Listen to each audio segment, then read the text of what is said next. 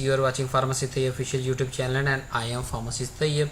I am CEO and Director of Ibn Sultan Pharmacy and of course CEO of this YouTube channel जिस पे आप ये video watch कर रहे हैं Pharmacist Tayyib official। ये लेक्चर सीरीज़ बहुत ही इंटरेस्टिंग होने वाली है। ये एक्चुअली मैं सेकंड ईयर ऑफ फार्माकोलॉजी जो डॉक्टर ऑफ फार्मेसी का कोर्स है सेकंड ईयर का, उसके लिए रिकॉर्ड कर रहा हूँ। लेकिन मेरा अभी से आज से पर्पस ये है कि मैं आपको पीपीएससी जो टेस्ट है उसकी प्रिपरेशन फार्माकोलॉजी की शक्ल में करवा रहा हूँ कि आप ये वीडियो पीपीएससी लेक्चर सीरीज़ के लिए भी इस्तेमाल कर सकते हैं। आप यही वीडियो जो है वो अपने रूटीन लेक्चर के अंदर भी इस्तेमाल कर सकते हैं। इसके अंदर हर चीज़ समराइज़ की जा रही है। तो जो सबसे पहले आपको नज़र आ रहा है, मेरी दो वेबसाइट नज़र आ रही होंगी, www.pharmacisttayyibofficial.com। इसके ऊपर आप जाके मेरे डिजिटल ऑफिशियल नोट्स परचेज़ कर सकते हैं। फ्री नहीं है, परचेज़ करने हैं। 2025 के अंदर हम हैं और 2025 के अंदर इसके रेट्स ये वाले आपके सामने डिस्काउंटेड रेट है। फर्स्ट ईयर के पूरे नोट्स मिलेंगे, सेकंड थर्ड फोर्थ भी कंप्लीट सेट है, अलग अलग एक बुक नहीं आपको मिलेगी। तो ये फ़ीस स्ट्रक्चर आपके सामने आ गया 2025 का। अगर इसके बाद आप ये वीडियो देख रहे हैं तो फिर उसके न्यू रेट्स होंगे जो भी वो आपको जी। तो आप इस नंबर पर आप हमें रब्ता कर सकते हैं। ऊपर वाला नंबर जो है इस पर व्हाट्सएप है, नीचे वाले पे आप कॉल कर सकते हैं। अगर आप व्हाट्सएप पे रब्ता नहीं हो रहा तो दोनों पे कॉल और ऊपर वाले नंबर पर आप व्हाट्सएप कर सकते हैं।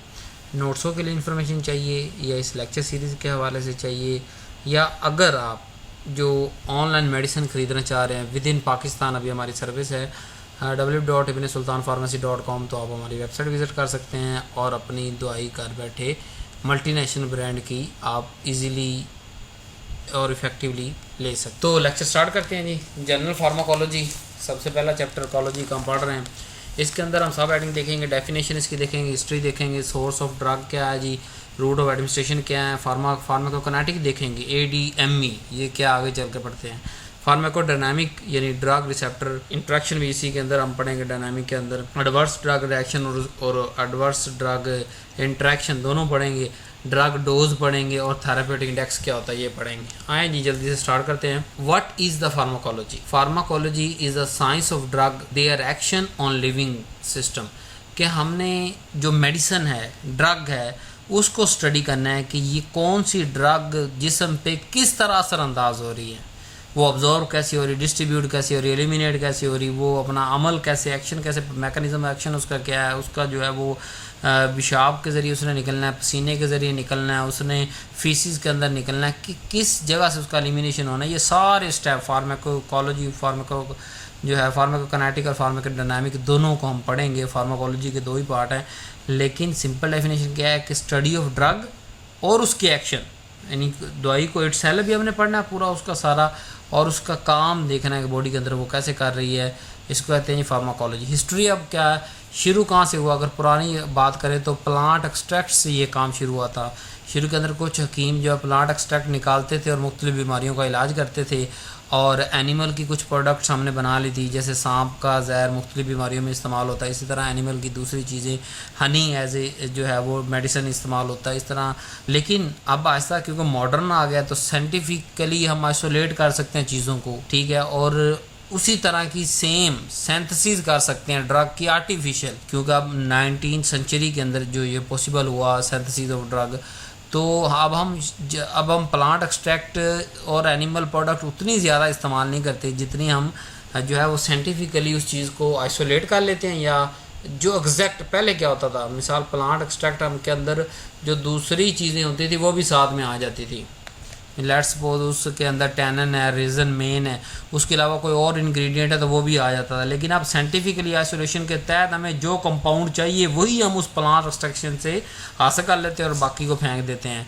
और सिंथेसिस और बिल्कुल उस तरह का ड्रग जो है वो हम आर्टिफिशियली भी बना सकते हैं, क्योंकि हमें ग्रुप फंक्शन ग्रुप का पता चल गया, हमें उसकी मेन पता चल गया कि ये 19 कार्बन इस मुश्तमिल है, इसके फ़लाँ कार्बन पे ये लगा हुआ, फ़लाँ कार्बन पे ये लगा हुआ है, ये अल्कोहल है, ये मीथेन है, ये हाइड्रोजन है। इस तरह हम सिंथेसिस कर सकते हैं।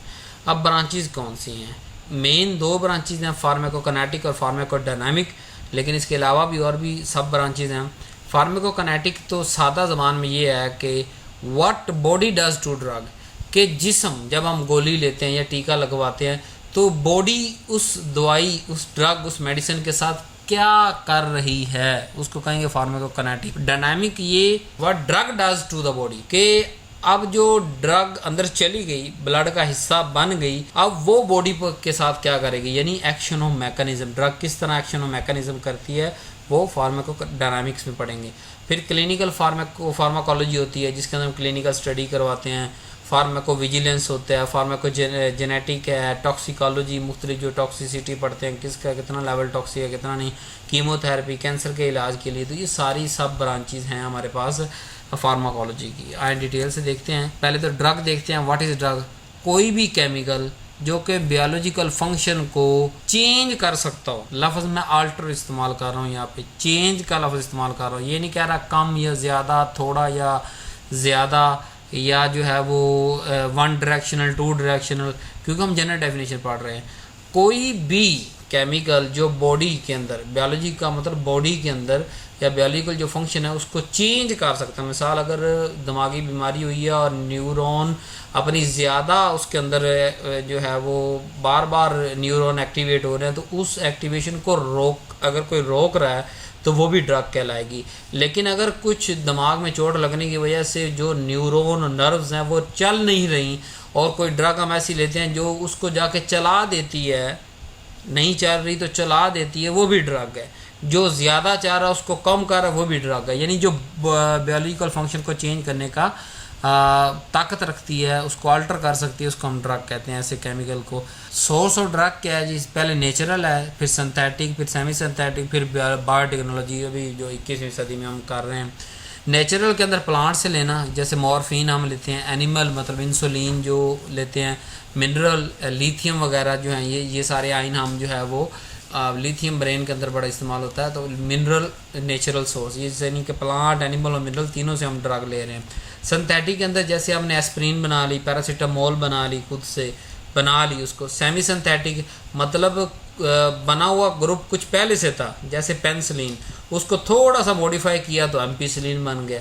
ठीक है, पेंसिलिन जो नेचुरल एक्टिव है उसको थोड़ा सा उसका फंक्शन ग्रुप चेंज किया तो एम्पिसिलिन बन गया, तो ये सेमी सिंथेटिक।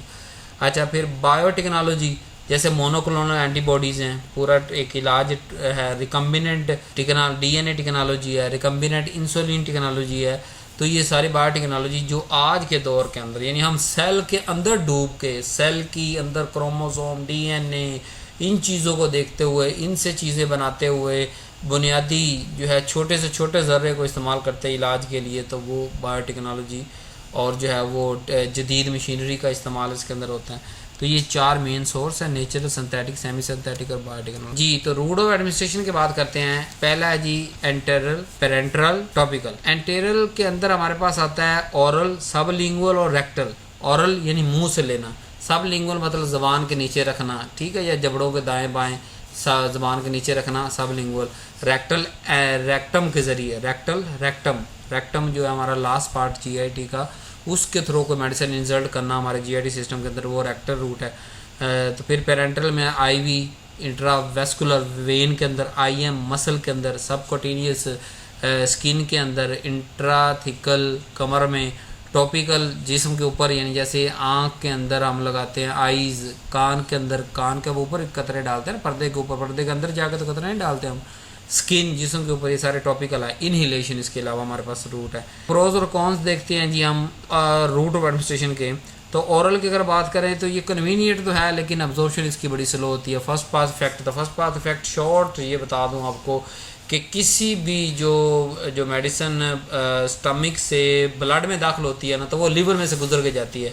जब वो लीवर में से गुजरेगी तो जितने जो है वो उसकी परसेंटेज, मतलब लेट्स सपोज 100 मिलीग्राम अंदर ब्लड के अंदर गई, तो कोई 2-3-4 मिलीग्राम एक्शन प्रोड्यूस करने से पहले ही मेटाबोलाइज हो जाएंगे। उसको हम कहते हैं फर्स्ट पास इफेक्ट। मैकेनिज्म करना शुरू नहीं किया, वो सिर्फ ब्लड के अंदर अभी जा रही थी, तो वो क्योंकि लीवर में से गुजरती है ब्लड में जाते हुए, तो जब वो फर्स्ट टाइम लीवर में से गुजरेगी तो मेटाबोलाइज हो जाएगी, तो उसको हम क्या कहते हैं फर्स्ट पास इफेक्ट। आईवी मतलब इंट्रावेनस, ये रैपिड है, फौरन काम करता है, लेकिन अगर रैपिड अगर काम फौरन करता है तो टॉक्सिसिटी भी फौरन करता है, तो ये इसका रिस्क है।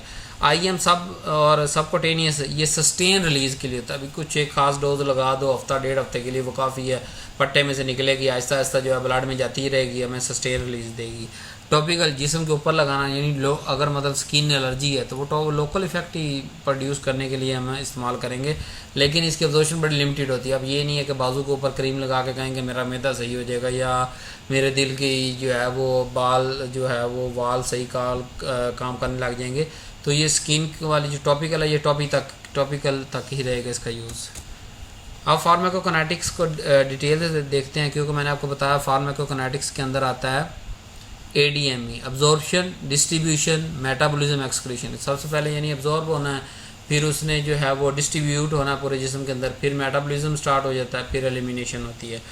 अब ड्रग अब्जॉर्प्शन के लिए को पहले सबसे पहला क्या मरला आएगा कि पास से ड्रग कहाँ से पास होगी। ड्रग गुजरने के लिए पहला रास्ता है पैसिव डिफ्यूजन, ठीक है, खुद ही क्रॉस कर दिया। फैसिलिटेटेड डिफ्यूजन, किसी आयन या किसी मिनरल की मदद से जो है वो फैसिलिटेट होकर आगे डिफ्यूज करे। एक्टिव ट्रांसपोर्ट, ATPs खर्च करके हम बॉडी उसको ब्लड के अंदर ले जाए। एंडोसाइटोसिस के सेल खुद ही उसको अंदर ले जाए अपने अंदर। ड्रग सोलबिलिटी की अगर बात करें तो पैसेज पे ये डिपेंड करती है। लिपिड सोलबल ड्रग जो है वो इजीली क्रॉस कर जाती है। आयोनाइज और वाटर सोलबल जो है वो थोड़ा सा कम क्रॉस पोरली करती है। अब्जॉर्प्शन की अगर बात करें तो अब्जॉर्प्शन प्रोसेस क्या होता है। अब्जॉर्प्शन प्रोसेस ये है कि जैसे मैंने आपको बताया कि साइट ऑफ एडमिनिस्ट्रेशन से ब्लड तक पहुंचने का रास्ता, यानी कि जैसे हमने ओरल लिया ना तो वो मैदे से ब्लड तक पहुंचने के रास्ते को हम अब्जॉर्प्शन कहते हैं, जिसके लिए ऊपर जो सारे पाथवे हम पढ़ चुके हैं अब्जॉर्प्शन के लिए। फिर फैक्टर आएगा, फैक्टर वही हमारे पास है कि लिपिड सोलबिलिटी के ड्रग के लिपिड के अंदर सोलबल है तो इजीली क्रॉस हो जाएगी। पीएच या आयोनाइज, मतलब आयोनाइज ड्रग नहीं होती, और अनआयोनाइज जो है ड्रग जो है वो जल्दी अब्जॉर्ब हो जाती है। सरफेस एरिया पे डिपेंड करता है कि वो किस हिस्से से अब्जॉर्ब हो रही है, वहाँ माइक्रोविलाई है नहीं है, स्मॉल इंटेस्टाइन्स पे हो रही है, स्टमक से हो रही है, कहाँ से हो रही है। फिर ब्लड फ्लो, उस एरिया के अंदर ब्लड फ्लो भी है या नहीं है। GIT मोबिलिटी, मतलब किस हिस्से, मतलब स्टमक के अंदर 2 घंटे खुराक लेना है तो अगर वो 2 घंटे में अब्जॉर्ब ही नहीं होगी, अगर उसने स्टमक से अब्जॉर्ब होना उस ड्रग ने, तो वो पूरी कंप्लीट अब्जॉर्ब नहीं हो सकेगी। तो GIT की हरकत पे भी नज़र रखनी है हमने कि कहाँ से कहाँ कितना टाइम गुजरता है। फिर फर्स्ट पास मैकेनिज्म भी अब्जॉर्प्शन का हिस्सा है कि कुछ ना कुछ ड्रग जो है वो मेटाबॉलाइज हो ही जानी होती है मैकेनिज्म ऑफ एक्शन या साइट ऑफ एक्शन तक पहुँचने से पहले। डिस्ट्रीब्यूशन, और मैंने आपको कहा ना ADME, अब्जॉर्प्शन के बाद आप डिस्ट्रीब्यूशन के ये मतलब है कि ड्रग का ब्लड में तो पहुंच गई है, अब पूरी बॉडी में डिस्ट्रीब्यूट हो रही है, पूरी बॉडी के अंदर। तो वो जो है वो ड्रग से टिश्यू तक पहुंचने या पूरी बॉडी तक पहुंचने के अमल को डिस्ट्रीब्यूशन कहते हैं। फैक्टर की अगर बात करें तो इसके अंदर भी लिपिड सोलबल ड्रग ज़्यादा अच्छी अब्जॉर्ब होगी और बॉडी के अंदर टिश्यू के अंदर डिस्ट्रीब्यूट होगी। ब्लड फ्लो भी उस यानी कि अगर जिस टिश्यू तक पहुंचनी है, अगर वहाँ तक ब्लड फ्लो ही अच्छा नहीं है तो उस टिश्यू तक कैसे पहुंचेगी। तो ये सारे फैक्टर इफेक्ट करते हैं। प्लाज्मा प्रोटीन बाइंडिंग, अगर वो ड्रग प्लाज्मा के साथ ज़्यादा बाइंडिंग कर जाती है तो फिर वो नई साइट ऑफ एक्शन तक उतने मिकदार में पहुंच सकती, अगर नहीं करती तो ज़्यादा जल्दी पहुंच जाएगी।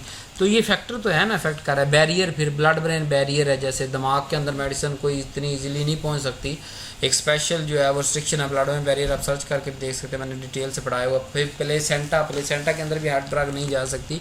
तो ये सारे एज ए फैक्टर के तौर पे हम पढ़ रहे हैं। अगर मेटाबॉलिज्म की बात करें, यानी कि अब्जॉर्प्शन पढ़ ली, डिस्ट्रीब्यूशन, फिर मेटाबॉलिज्म मतलब बायो ट्रांसफॉर्मेशन, यानी कि जिस्म के अंदर उस ड्रग को किसी ऐसी शक्ल में बदल देना जो कि एलिमिनेशन के लिए तैयार हो जाए। भी मतलब अब जिस शक्ल में हमने ड्रग दी है, उसने मैकेनिज्म एक्शन किया है, वैसे वो एलिमिनेट नहीं होगी, उसके साथ कोई ना कोई फंक्शनल ग्रुप लगाना पड़ेगा या कोई ना कोई फंक्शनल ग्रुप उतारना पड़ेगा ताकि वो वापस जो है वो जो है मेटाबॉलाइज होके बाहर एक्सक्रीट हो सके, यूरिन के अंदर, बाइल, लंग्स, इन चीज़ों के अंदर। अब मेन जो साइट है मेटाबॉलिज्म की वो लीवर है, लेकिन कुछ गट वाल के अंदर भी हो जाती है, कुछ लंग्स के अंदर भी मेटाबॉलिज्म हो जाते हैं। 2 फेसेस हैं, फेस 1 के अंदर है ऑक्सीडेशन उस ड्रग की हो जाएगी या रिडक्शन हो जाएगी या हाइड्रोलाइसिस हो जाएगी। तो दूसरी फेज के अंदर कॉन्जुगेशन है, जैसे ग्लूकोरोनाइडेशन, सल्फेशन, सल्फर साल लग जाएगा। फिर आउटकम इसका क्या आएगा कि जो ये प्रोडक्ट बन रहे हैं ना मेटाबॉलिज्म के बाद, ये वाटर ज़्यादा सोलबल है और इसकी एक्टिविटी कम है क्योंकि फंक्शन ग्रुप चेंज हो गए, तो अब ये साइट ऑफ एक्शन पे काम नहीं कर सकते मेटाबॉलिज्म के बाद। तो वाटर में ज़्यादा सोलबल है तो ये क्या हो जाएंगे, एक्सक्रीट होने की तरफ, किडनी की तरफ जो मूव करेंगे और किडनी से बाहर निकलने की कोशिश करेंगे। वाटर सोलबल मेटाबॉलिज्म का मेन फैक्टर क्या है कि हर ड्रग को जिसको हमने बाहर निकालना है उसको वाटर सोलबल ज़्यादा करें। तो इसमें से कोई भी फंक्शनल ग्रुप अटैच कर देंगे, कोई भी फेज़ 1 या फेज़ 2 में से जो है वो उस पर रिएक्शन उस केमिकल उस ड्रग पे होगा तो वो कन्वर्ट हो जाएगा। अब एक्सक्रीशन, मैंने कहा ना अब्जॉर्प्शन, डिस्ट्रीब्यूशन, मेटाबॉलिज्म और एक्सक्रीशन। एक्सक्रीशन मतलब कहाँ से निकलेगा? किडनी से निकल सकता है, पेशाब के थ्रू, बाइल के अंदर निकल सकता है, लंग्स के अंदर जाएगा, पसीने के अंदर जाएगा, थूक के अंदर आ सकता है वो केमिकल मेटाबोलाइज होकर, मिल्क के अंदर भी। तो इसलिए जो है प्रेगनेंसी के अंदर हम हर मेडिसिन नहीं देते, क्योंकि अगर उस ड्रग का मेटाबोलाइट मिल्क के थ्रू एक्सक्रीट होना तो वो बच्चे तक पहुंच जाएगा। अब रीनल मेटाबॉलिज्म क्या होता है कि यहाँ फिल्ट्रेशन होती है सबसे पहले, यानी कि सारे हर चीज़ फिल्टर कर दी जाती है, फिर एक्सक्रीशन होती है, जो एक्स्ट्रा आइंस वगैरह हैं वो सारे एक्सक्रीट होते हैं, और रीअब्जॉर्प्शन, अब जो काम की चीज़ बची होती है वो दोबारा गुर्दे के अंदर रीअब्जॉर्ब। ये 3 मेन फैक्टर हैं जिसकी वजह से जो है वो गुर्दा सारी अपनी सफाई ब्लड की करता है, और इसीलिए हमने ज़्यादा सोलबर किया, वाटर सोलबल ज़्यादा किया इसको मेटाबॉलिज्म के थ्रू, ताकि वो यहाँ पे आके एक्सक्रीट हो। तो ये हमारे पास थी फार्माकोकाइनेटिक्स। अब फार्माकोकाइनेटिक्स के पैरामीटर देख लेते हैं। वॉल्यूम और डिस्ट्रीब्यूशन है। वॉल्यूम डिस्ट्रीब्यूशन बड़ा मज़ेदार है। वॉल्यूम और डिस्ट्रीब्यूशन बच्चे पता क्या समझते हैं कि अच्छा जी सर इस मेल या फीमेल के अंदर ब्लड कितना है? मैं कहूँगा जिसके अंदर ब्लड होगा 8 लीटर, 10 लीटर, 12 लीटर। सर कहेंगे सर इसका वॉल्यूम डिस्ट्रीब्यूशन 8 लीटर ही है। Volume of distribution is not the mean the volume of blood in the person. It is the extent of drug distribution. अगर कोई ड्रग, और से सुनिएगा, volume distribution का concept देने जा रहा हूँ। अगर कोई ड्रग बॉडी के अंदर लिपोफिलिक है, मतलब हर जगह वो पहुंच सकती है और हर जगह डिस्ट्रीब्यूट हो गई है, बहुत ज्यादा डिस्ट्रीब्यूट हो गई है, तो उसका वॉल्यूम ऑफ डिस्ट्रीब्यूशन ज्यादा है। इसीलिए बाज बंदे का वॉल्यूम ब्लड तो 8 लीटर होगा, लेकिन उस ड्रग का 80 लीटर आ रहा हो तो परेशान नहीं होना कि 80 लीटर ब्लड है। ब्लड का यहाँ लिंक ही नहीं, आप छोड़ दो। हम वॉल्यूम ऑफ ब्लड की मैं बात नहीं कर रहा उस बच्चे के अंदर, उस माँ के अंदर, उस जो है वो मेल फीमेल के अंदर।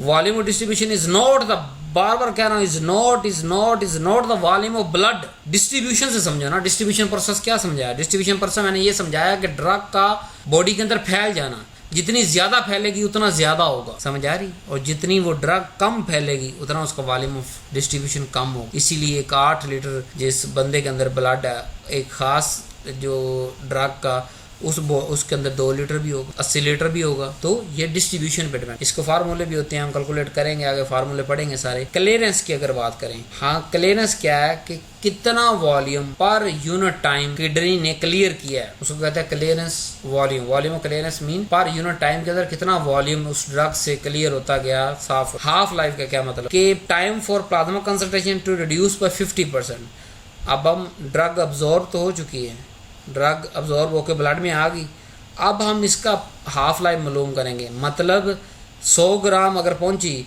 तो कितना टाइम लगा ब्लड के अंदर, कितनी, मैं आपको कह रहा हूँ 100। अच्छा एक और मजेदार बात करते हैं यहाँ पे, आपको एक और कॉन्सेप्ट दे। जब तक ड्रग हमारे मैदे में थी तो हम उसको मिलीग्राम में ले रहे थे, इतने मिलीग्राम, इतनी डोज दी हम। लेकिन जब वही डोज ब्लड में पहुंच जाती है, जब वो मेडिसिन ब्लड में पहुंच जाती है, तो लफ्ज दोनों बदल जाएंगे। मिलीग्राम की जगह माइक्रोग्राम आ जाए, डोज की जगह कंसंट्रेशन आ जाएगी। डेफिनेशन के अंदर क्या लफ्ज पढ़ाया? Plasma concentration.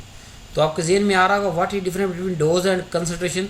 तो 2 मुख्तलिफ हालतों के अंदर 2 मुख्तलिफ लफ्ज़ हम इस्तेमाल करते हैं।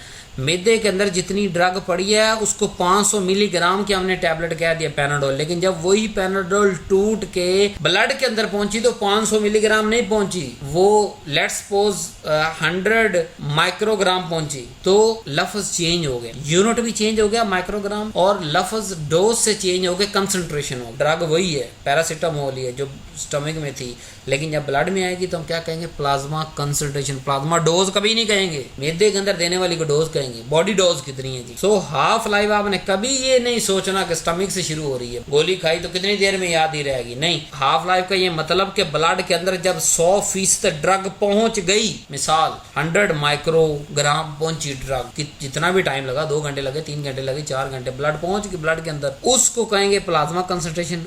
वो 1 हाफ कब हुई, आधी कितनी रह गई, यानी 100 माइक्रोग्राम थी तो ब्लड के अंदर मेटाबोलाइज होते होते, यानी कुछ लीवर ने ले ली, हर दफा लीवर में से गुजर रही है, कोई थोड़ा थोड़ा लीवर रोक रहा है उसको मेटाबोलाइज कर रहा है, तो वो कब तक 50% ड्रग मेटाबोलाइज होके निकल चुकी है और 50% प्लाज्मा के अंदर रह गई है, उस टाइम को हम हाफ लाइफ कहेंगे। फार्मूले हम आगे पढ़ेंगे। चल, बायोअवेलेबिलिटी यानी fraction of drug reaching systematic circulation unchanged. दोबारा समझ, बायोअवेलेबिलिटी का मतलब कि ब्लड के अंदर ड्रग कितनी गई। अब ब्लड के अंदर ड्रग बायोअवेलेबल मतलब, अब हम क्यों कहते हैं कि आईवी के अंदर अवेलेबिलिटी 100% है, क्यों? क्योंकि जैसे हमने सुई लगाई, हमने जितना कितना माइक्रोग्राम अंदर डाले उतने ही माइक्रोग्राम अंदर हैं ब्लड के। सो बायोअवेलेबिलिटी डायरेक्ट ब्लड के अंदर आईवी के अंदर जब हम लगाते हैं तो बायोअवेलेबिलिटी 100% आती है इंजेक्शन की, कि जितने हमने माइक्रोग्राम डाले उतने गए। लेकिन यहाँ मुंह के जरिए जब लेंगे तो उसके हम डोज दे रहे हैं, मिलीग्राम दे रहे हैं। अब वो कितने माइक्रोग्राम कंसंट्रेशन ब्लड तक पहुंचा उसको कहते हैं बायो अवेलेबिलिटी, यानी अब्जॉर्प्शन के बाद कितनी कंसंट्रेशन सिस्टमैटिक सर्कुलेशन या सादा लफ्ज ब्लड तक पहुंची। अनचेंज फर्स्ट पास फैक्ट अंदर से निकल चुका है, टोटल कितनी कंसंट्रेशन है जो ब्लड तक पहुंची, तो हम क्या कहेंगे बायो अवेलेबल या बायो अवेलेबिलिटी। आईवी के लिए 100%, बाकी किसी प्रोसेस के लिए 100%। अब हम पढ़ते हैं डोज, एफिकेसी और पोटेंसी के बारे में। डोज में आपको बता चुका हूँ कितनी दवाई ली, कंसंट्रेशन कितनी दवाई ब्लड में पहुंची, कंसंट्रेशन।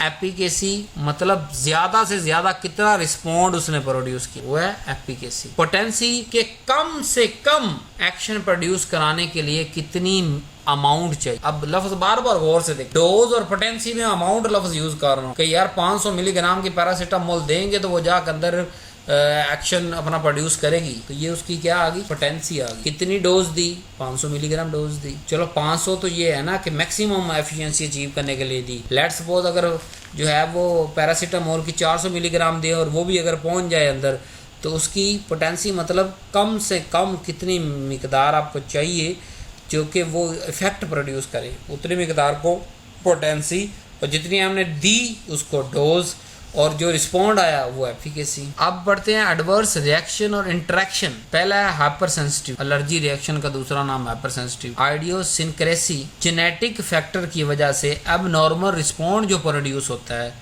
उसे कहते हैं आइडियोसिनक्रेसी। मिसाल दे, अब एक दवाई हमने गोरे के लिए बनाई, वो हम काले को भी दे रहे हैं। अब गोरे और काले का जेनेटिक इफेक्ट है या नहीं, चलो यार गोरा काला फेंक दो, मैं मुल्क का नाम ले लेता हूँ। एक हमने ड्रग बनाई पाकिस्तान के लिए, एक बनाई हमने इंग्लैंड के लिए, तो जो इंग्लैंड की डोज होगी, अमाउंट होगी, क्या वही अमाउंट पाकिस्तान के अंदर भी चाहिए? नहीं। क्यों? यहाँ के बंदों के रहने वाले का जेनेटिक कोड चाहे वैसे ही है, लेकिन कुछ जीन पे वेरिएशन है हर पॉपुलेशन के अंदर, इसीलिए किसका रंग काला, किसी का गोरा, किसी का कद छोटा, किसी का बड़ा, किसी के होंठ बड़े, किसी के होंठ छोटे, किसी का नाक बड़ा, किसी का नाक छोटा। तो इसी तरह जब दवाई अंदर काम करेगी तो किसी के अंदर थोड़ी दवाई भी फुल काम कर जाए, किसी के अंदर फुल दवाई भी थोड़े काम करेगी, क्योंकि जेनेटिक फैक्टर आ रहे हैं ना। जो ज़ाहिरी ये होलिया हमारा चेंज हो रहा है वो जेनेटिक की वजह से हो रहा है। तो जो ड्रग अंदर काम करेगी, मैकेनिज्म एक्शन, उसकी मिकदार कम ज़्यादा होना या उसके साइड इफेक्ट किसी पॉपुलेशन के अंदर ज़्यादा, किसी पॉपुलेशन के अंदर कम होना, इस प्रोसेस को आइडियोसिनक्रेसी कहते हैं। टॉलरेंस, बार बार दवाई खा खा के उसका असर ही अपनी बॉडी पे ज़ाया कर देना, उसे कहते हैं टॉलरेंस। डिपेंडेंस, कि उसके बगैर गुजारा ही नहीं, जैसे नशा, अफीम, पंग, गांजा, चरस, परिगाबालिन। सो फिजिकल या साइकोलॉजिकल नीड, भाई वाकई उसको चाहिए या सिर्फ दिमाग उसका मांग रहा है, इन दोनों में से कोई हालत भी होगी वो डिपेंडेंसी कहलाएगी। उसके बगैर वो बंदा जिंदा नहीं रह सकता। उसे फीम चाहिए तो उसे चाहिए, चाहे उसे हमने रोटी बकरे के साथ खिला दी है। This process is called dependency. अब आ ड्रग इंटरेक्शन, कि यार बॉडी के अंदर ड्रग जा रही है, जो ड्रग बॉडी के साथ कर रहा है उसे फार्माकोकाइनेटिक कहा आपने, और जो ड्रग बॉडी के साथ कर रही है, ड्रग कर रही है, वो फार्माकोडायनामिक हमने कही। Pharmacokinetic, absorption, distribution, metabolism, excretion हमने कहा। डायनामिक के अंदर हमने एंटागोनिस्ट और सिनर्जेटिक इफेक्ट देखे। तो ये ड्रग इंटरेक्शन ही हुआ और क्या है, कि अब्जॉर्प्शन के टाइम कौन सी दो ड्रग हमने इकट्ठी नहीं देनी कि वो इकट्ठी एब्जॉर्ब ना हो, कौन सी दो ड्रग इकट्ठी नहीं देनी कि वो एक ही जगह पे मेटाबॉलिज्म हो तो जिगर के अंदर इंजरी हो जाए।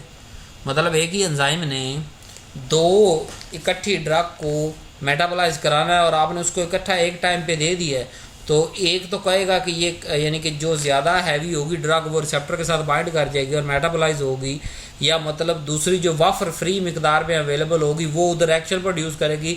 लेकिन अब उसका टाइम तो था मेटाबोलाइज होने के लिए, आपने जो 2 ड्रग इकट्ठी दी तो एक ही मेटाबोलाइज हो रही है, दूसरी वहाँ पे फ्री फिर रही है। हमें 8 घंटे के लिए इफेक्ट चाहिए था, वो 24 घंटे के लिए आ गया, तो वो टॉक्सिसिटी आ गई ना। कौन सी दवाई ऐसी जो किस दवाई के साथ देना है किसके साथ नहीं देना, it's a huge huge huge huge knowledge. आपको ऑब्जर्वेशन सामने रखनी है, आपको मेटाबॉलिज्म सामने रखना है, आपको जो है वो इनके जेनेटिक्स को सामने रखना है, आपको जो है वो इनके एंटेगोनिज्म को सामने रखना है, आपको इन सनर्जेस्टिक ये कि ना ये दो एक यानी कि मतलब हमने एक जैसी ड्रग दे दी, चाहे मुख्तलिफ रिसेप्टर पे बाइंड करती हैं, लेकिन उनका काम बढ़ गया, दोनों को इकट्ठा देने से कुछ ज़्यादा ही एक्स्ट्रा प्रोड्यूस उसको जो है वो आ गया, तो वो सनर्जेस्टिक है। और काम उल्टा हो गया, मतलब एक जो है वो पेन रिसेप्टर को बंद कर रही है, दूसरी पेन रिसेप्टर को जगा रही है, तो वो रिसेप्टर ना बंद होगा ना जागेगा, बंद जागता रहेगा, तो ये क्या हो, या एक टाइम में वो बंद हो जाएगा 4 घंटे के लिए, अगले 4 घंटे के लिए वो चलना शुरू हो जाएगा। तो ये सारी चीजें drug interaction without pharmacist you can do nothing, where the drug interaction is the topic of the day. So plasma protein binding, अब ये कैसा फैक्टर है, मैंने आपको एक छोटा सा कंसेप्ट समझ ले कि जब ड्रग फ्री है ना तो वो काम करेगी, ठीक है। जब ड्रग बाउंड हो गई है मेटाबॉलिज्म के रिसेप्टरों के साथ कि उसका मेटाबॉलिज्म स्टार्ट होगा, फिर वो काम नहीं कर सकती, वहाँ शॉर्टेज हो जाएगी कंसंट्रेशन की, तो ड्रग आहिस्ता आहिस्ता उसका जो है मैकेनिज्म एक्शन जो है वो रिस्पॉन्ड उसका कम होता जाएगा, एफिकेसी उसकी ख़त्म होती जाएगी, काम उसका मैकेनिज्म स्टॉप होता जाएगा। तो प्लाज्मा प्रोटीन बाइंडिंग बड़ी अहम है। अगर आप कोई 2 ड्रग ऐसी दे देते हैं जो एक ही जगह पे बाइंड होनी थी, तो उसमें क्या होगा, क्योंकि जो ज़्यादा ताकतवर होगी वो बाइंड हो जाएगी, यानी जिसके साथ ज़्यादा अफिनिटी है, ताकतवर क्या मतलब कि जो रिसेप्टर से ज़्यादा अफिनिटी रखता है तो वो बाइंड हो जाएगा, दूसरी ड्रग लोर फिरेगी ब्लड के अंदर। जब वो लोर फिरेगी ब्लड के अंदर, हमने तो उसकी डोज कैलकुलेट की है प्लाज्मा कंसंट्रेशन बॉन्डिंग, यानी प्लाज्मा बॉन्डिंग कैलकुलेट करके भी की है कि यार मतलब 100 मालिक्यूल देने हैं तो 50 मालिक्यूल तो प्लाज्मा के साथ बाउंड हो जाने हैं, 50 ने काम करने हैं। लेकिन जब हमने 2 ड्रग ऐसी दे दी जब सारी के सारी वो प्लाज्मा के साथ बाउंड होगी, तो उसके 50 की जगह 100 मालिक्यूल फ्री हो गए दूसरी ड्रग के, तो वो तो फिर डबल इफेक्ट प्रोड्यूस करवा देंगे। तो ये है इंटरेक्शन रिएक्शन। तो प्लाज्मा प्रोटीन बाइंडिंग को भी सामने रखना है, ड्रग इंटरेक्शन को भी, डिपेंडेंसी, टॉलरेंस, ये सारी चीज़ों को सामने रखते हुए आपने मेडिसिन का फैसला लेना होता है कि कौन सी 2 मेडिसिन इकट्ठी देनी है, कौन सी इकट्ठी नहीं। अब डायनामिक मैंने आपको बताया हाउ ड्रग एक्ट, कि किस तरह ड्रग काम करती है। ड्रग काम करती है जी, या तो रिसेप्टर के साथ बाइंड होगी, मेजोरिटी 100 में से 80-90 ड्रग ऐसे ही रिसेप्टर के साथ बाइंड होती हैं, या तो उस रिसेप्टर को ऑन करती हैं या उसको ब्लॉक कर देती है, ठीक है। दूसरी जगह पे हमारे पास आ गया कि आयन चैनल के साथ वो बाइंड होके कोई ना कोई मैकेनिज्म एक्शन दे रही हैं। तीसरा हमारे पास आ गया एंजाइम के साथ। चौथा हमारे पास आ गया कैरियर प्रोटीन के साथ। सो ड्रग या तो रिसेप्टर के साथ बाइंड होगी, आयन चैनल या एंजाइम या कैरियर प्रोटीन। खत्म होना आखिरी स्लाइड। नॉन स्पेसिफिक एक्शन कैसे प्रोड्यूस करती है, जैसे एनेस्थेटिक, ठीक है भाई, स्पेसिफिक नहीं है कि उसने किस जगह पे जाके काम करना है, किस जगह पे काम नहीं करना। आगे आ गया हमारे पास रिसेप्टर एंड सिग्नल ट्रांसडक्शन। उसकी टाइप कौन सी भी, कितने टाइप के जो है वो रिसेप्टर और सिग्नल ट्रांसडक्शन मैकेनिज्म है। पहला आ गया हमारे पास लाइगेंड गेटेड आयन चैनल के, कोई एक लाइगेंड है जो जिसने एक तरफ बाइंड होना, दूसरी तरफ से ड्रग ने बाइंड होकर इधर आ जाना है। G protein coupled receptor, G protein है, पूरी उसकी डिटेल है, उसका स्ट्रक्चर है, उसके साथ मुख्तलिफ ड्रग बाइंड होती हैं तो वो क्रॉस करती हैं। फिर एंजाइम लिंक्ड होती हैं क्योंकि एंजाइम के साथ रिएक्ट लिंक्ड करके वो अपना रिस्पॉन्स प्रोड्यूस करती है। फिर है इंट्रा सेलुलर न्यूक्लियर रिसेप्टर्स, तो ये रिसेप्टर्स पे बाइंड हो सकती हैं। तो ये 4 तरह से ये रिसेप्टर पे ये सिग्नल अपना वहाँ पे भेजती हैं। सिग्नल पाथ पे क्या हो सकता है, CAMP के थ्रू करते हैं कि इसकी मिकदार बहुत ज़्यादा होगी तो वहाँ रिएक्शन काम ज़्यादा हो गया। IP3 DAG, tyrosine, kinase, steroid, ये रिसेप्टर को एक्टिवेशन करते हैं। तो इन्हीं के थ्रू जो है सिग्नल पासवर्ड होते हैं कि अगर वो वहाँ ड्रग ये मौजूद हैं और इन ड्रग को इन जो है रिसेप्टर्स को वो ऑन कर रही है, तो इनमें से जो उसका रिस्पेक्टिव है हमारे पास एक्टिवेशन कोड, वो वहाँ उसकी मिकदार ज़्यादा हो जाएगी, वो वहाँ वो काम होना स्टार्ट हो जाएगा। अब ड्रग रिसेप्टर इंट्रैक्शन क्या है कि अगर हम एगोनिस्ट देते हैं तो वो रिसेप्टर एक्टिवेट कर देती है कि वहाँ अपनी जगह पे लगती है और रिसेप्टर को एक्टिवेट कर देती है। अगर आप एंटागोनिस्ट देते हैं तो वो रिसेप्टर को ब्लॉक करके वो काम को रोक देती है। पार्शियल एगोनिस्ट का क्या मतलब कि वो एक्टिवेट तो करती है लेकिन उतना नहीं करती जितना 100% करना चाहिए। इनवर्स एगोनिस्ट का क्या मतलब कि प्रोड्यूस ऑपोजिट इफेक्ट, कि बाइंड तो हो रही है एज ए एगोनिस्ट लेकिन काम उल्टा प्रोड्यूस कर रही है। मतलब बाइंड, अगर वो चैनल मतलब बाइंड होने से एक्टिवेट होता था तो ये बाइंड होने से उसको ब्लॉक कर रही है, यानी किसी और की जगह लग के वो उसको जहाँ लगना था उसको एक्टिवेट होने की जगह ब्लॉक कर रही है। तो इनवर्स एगोनिस्ट के बाइंड तो हो रही है लेकिन ऑपोजिट इफेक्ट प्रोड्यूस कर रही है। फिर रिसेप्टर इंटरलाइजेशन और डिसेंसिटाइजेशन कैसे होता है कि जब टॉलरेंस हो जाती है और क्रॉनिक यूज़ से, तो ये फिर डिसेंसिटाइजेशन हो जाती है रिसेप्टर से, फिर वो ड्रग काम करना बंद करते हैं। एंटागोनिज्म टाइप्स कौन से? फिजिकल एंटागोनिज्म है, फार्माकोलॉजिकल एंटागोनिज्म। फिजिकल एंटागोनिज्म का क्या है कि ऑपोजिट फिजियोलॉजिकल इफेक्ट, कि जो फिजियोलॉजिकल इफेक्ट होता है उसका उल्टा प्रोड्यूस कराना। एंटागोनिज्म का मतलब उल्टा। फार्माकोलॉजिकल का क्या मतलब? यहाँ कम्पिटेटिव और नॉन कम्पिटेटिव आता है। कम्पिटेटिव का मतलब कि कुछ हद तक मतलब बाउंड रही कुछ देर तक, तो उसके बाद जो है वो रिवर्सिबल बाउंड हुई, यानी उसके साथ कि सारी ज़िंदगी के लिए बाउंड नहीं होगी, रिवर्सिबली बाउंड हुई और फिर कुछ टाइम के बाद उसने उसको रिसेप्टर को छोड़ दिया, यानी एंटागोनिज्म मैकेनिज्म तो प्रोड्यूस किया लेकिन कुछ टाइम तक। नॉन कम्पिटेटिव का मतलब यह है कि वो इरिवर्सिबल बाउंड हुई, कि वो कम्पिटेटिव के अंदर ये होता है कि जिसकी मतलब मिकदार ज़्यादा है वक्ती तौर पे वो बाइंड हो जाएगी, जिसकी नॉन कम्पिटेटिव के अंदर ये होता है कि वो इरिवर्सिबल बाइंड होती है, वो दोबारा वहाँ से अनबाइंड नहीं होती। केमिकल न्यूट्रलाइजेशन एंटागोनिज्म क्या होता है कि drug inactivate outside the receptor, कि रिसेप्टर के अंदर तो घुसी ही नहीं, रिसेप्टर को बाहर से ही बंद कर दिया कहीं, यानी केमिकल या न्यूट्रलाइजेशन एंटागोनिज्म के अंदर ये होता है। डोज रिस्पॉन्स रिलेशनशिप क्या होता है कि कितनी हमने डोज दी उसका क्या रिस्पॉन्स प्रोड्यूस हुआ, या हमें कितनी डोज देनी चाहिए और उसका वो एक्चुअल रिस्पॉन्स प्रोड्यूस होगा। पहले ग्रेडेड रिस्पॉन्स, कि जितना हमने ड्रग बढ़ाते जाएंगे रिस्पॉन्स बढ़ता जाएगा, ड्रग कम करते जाएंगे रिस्पॉन्स कम होता जाएगा। क्वांटर रिस्पॉन्स, यानी कि ये परसेंटेज जो पॉपुलेशन पे डिपेंड करता है कि यार जिस पॉपुलेशन को ये दवाई दे रहे हैं इसमें से हो सकता है 50% पे काम इतनी डोज कर जे, हो सकता है 70 पे इतनी परसेंट, मतलब हमने स्टडी की होती है ना कि ये फलां मतलब पॉपुलेशन पे, अफ्रीका की पॉपुलेशन पे ये ड्रग जो है अगर इतनी डोज पे देंगे जितनी इंग्लैंड के अंदर दे रहे हैं तो 70% पॉपुलेशन पे काम करेगी, तो वहाँ क्या आता है क्वांटल रिस्पॉन्स। फिर आ गया मीडियन इफेक्टिव डोज, कि कम से कम कितनी डोज देंगे तो रिसेप्टर एक्टिवेट होंगे, यानी मतलब मैकेनिज्म एक्शन प्रोड्यूस होगा, उसका कहते हैं median effective dose. Median lethal dose, कि कम से कम कितनी दवाई देंगे कि टॉक्सिक इफेक्ट प्रोड्यूस होना शुरू हो जाए, ठीक है। अब थेराप्यूटिक इंडेक्स क्या होता है? जो है lethal dose divided by effective dose, वो हमारे पास आता है थेराप्यूटिक इंडेक्स के रेंज आ जाती है कि भाई इस रेंज के अंदर आपने खेलना है, मतलब 0.5 माइक्रोग्राम से लेके 3.5 माइक्रोग्राम कंसंट्रेशन के दरमियान आपने खेलना है। 3.5 जो है उससे ऊपर लीथल है और 0.5 से कम जो है वो, मिसाल दे रहा हूँ आपको, वो नीचे मिनिमम इफेक्टिव है, तो उससे कम जाएंगे तो 0.5 माइक्रोग्राम पर ml से वो प्रोड्यूस ही नहीं करेगा रिस्पॉन्ड, और 3.5 माइक्रोग्राम पर ml से अगर ऊपर जाएंगे तो एडवर्स इफेक्ट, ये टॉक्सिक इफेक्ट प्रोड्यूस करना शुरू कर देगा। तो ये थेराप्यूटिक इंडेक्स कह लो, थेराप्यूटिक विंडो कह लो, ये इन दोनों को तकसीम करने से आती है हमारे पास कि जिसके अंदर हमने फार्मासी में खेलना होता है और मेडिसिन को इस्तेमाल करना होता है। बच्चे, वेट, एज, उम्र हिसाब, एक विंडो आ गई ना हमारे पास, उस हिसाब से फिर विंडो के अंदर रहते हुए हम जो है वो मेडिसिन इस्तेमाल कर सकते हैं। सो thank you very much for being the part of this lecture. उम्मीद है आपको ये लेक्चर बड़ा ही अच्छा लगा होगा। फिर रिपीट कर रहा हूँ, ये लेक्चर तो जगह इस्तेमाल करना है आपने, जब आप सेकेंड ईयर में फार्माकोलॉजी कर रहे हैं तो ये लेक्चर आपके लिए है, और जब आप दोबारा PPSC की इंशाल्लाह तैयारी के लिए इसी चैनल पे आएंगे तो फिर भी आपने इस वीडियो को याद रखना है क्विक रिव्यू के लिए। So thank you very much. Allah हाफिज़।